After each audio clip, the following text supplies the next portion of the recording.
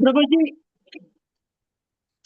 प्रभु जी, अभी 24 इयर्स हुए चैंटिंग कर रही हूँ, तो भी कुछ फर्क नहीं पड़ रहा। तो कुछ प्रैक्टिकल टिप्स है क्या? कि सिर्फ मीन्स हम बोलते हैं कि 99, प्रभुपाद बोलते हैं 99% बाय चैंटिंग, लेकिन फिर कुछ फर्क ही नहीं पड़ रहा है।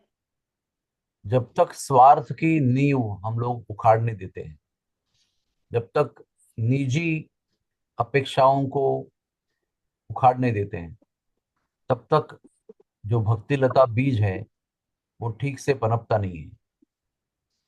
मैंने आज के भी स्पीच में वही बताया एक्चुअली।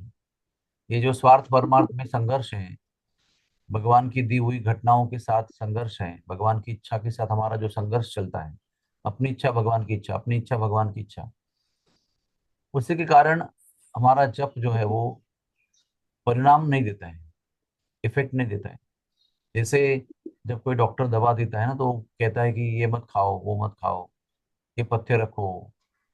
तो उसके बिना अगर वो दवाई खाता रहेगा तो डॉक्टर बोलेगा कि अरे दवाई का असर क्यों नहीं हो रहा है। हाँ, अरे आप तो अपनी तला हुआ खाना छोड़ा नहीं है, आपने मीठा नहीं छोड़ा है। तो जब तक वो भगवान के द्वारा दी गई घटनाएं, भेजी गई घटनाएं हमारे लिए परफेक्ट है, और उसको हम जब तक स्वीकार नहीं करते हैं, तो वो एक भक्ति के बीज को पनपने के लिए बाधा है बड़ी बड़ा। इसलिए आप 50 साल भी आप जप करेंगे ना, फिर भी शायद उसका असर नहीं होगा। जब अगर भगवान की इच्छा के साथ हम संघर्ष करते रहेंगे तो नहीं होगा। हम लोगों को देखना यह है कि हम कभी ना कभी किसी ना किसी अच्छे मौके पर अपना सर झुकाएं और कहेंगे भगवान को, भगवान यस सर, जैसे आपकी इच्छा मैं स्वीकार करती हूँ। तो वो भी एक शरणागति का एक चिन्ह है, भगवान के द्वारा भेजी गई स्थिति को जैसे के तैसे स्वीकार करना और सर झुकाकर उसको स्वीकार करके आगे बढ़ना।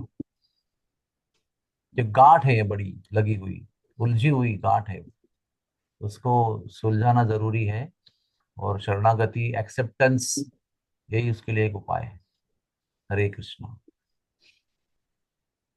हरे कृष्ण।